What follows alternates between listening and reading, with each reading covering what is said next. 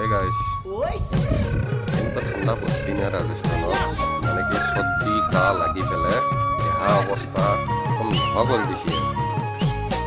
এতিয়া মোটামুটি 12টা বাজিবাৰ হ'ল। আজি 24 তাৰিখৰ ঠিক দুপৰীয়া মোটামুটি 12টা বাজিবাৰ হ'ল। ঠিক আছে, এতিয়ালৈকে কুঁৱলী শেষ হোৱা নাই। আপোনালোকক দুখে আছো। এই সেই পাহাৰখন দেখা নাপাব কৰি থৈ দিছোঁ কুঁৱলী।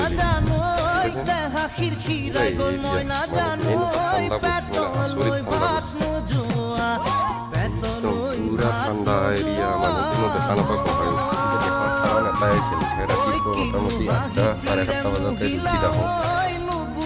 ইমান কষ্ট কৰি ডিউটি কৰি আছোঁ। সকলোৱে বুজি যাই থাকা মোৰ ফালৰ পৰা আশীৰ্বাদ থাকিল, আৰু আপোনালোকে মোক আশীৰ্বাদ কৰিব যে ময়ো ভালকৈ বুজি যাই পেলাই